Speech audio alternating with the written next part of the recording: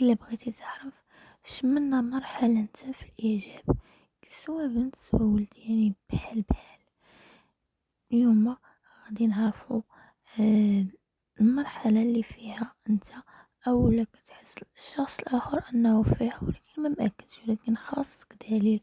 وباش توصل الدليل فهو في الفيديو ديالي ان شاء الله غادي نشرح لكم جميع المراحل من الاولى حتى الخامسة. هادو هما الخمسة كاملين، يعني مكاين شي حاجة واحدة اخرى، ولكن هاد الخمسة هي باش غادي تعرف راسك في اي مرحلة، او هذاك الشخص في اي مرحله.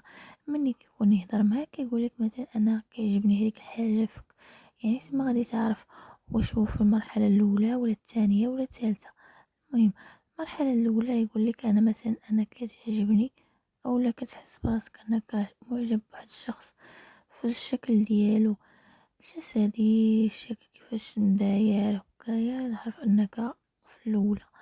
مني كتوصل لمرحلة ديال الإعجاب ديال التفكير، كتعرف أن في الثانية كتبقى غادي هكا، كل مرة تتعرف كل مرحلة المميزات ديالها حتى كتوصل للمرحلة الأخيرة، وهي المرحلة الإعجاب الروحي، اللي هذه كتكون أحسن مراحل ديال الإعجاب. هي فاش كتدخل المرحلة ديال الحب صافي تما، يعني عارف راسك أنك فري هذاك الشخص تتبغيه، أو هذاك الشخص كيبغيك من خلال شنو غادي يقول من الهضرة ديالو. نتمنى عجبكم هذا الفيديو، حتى نلتقيو في فيديو ان شاء الله نعرفوا بزاف ديال التفاصيل.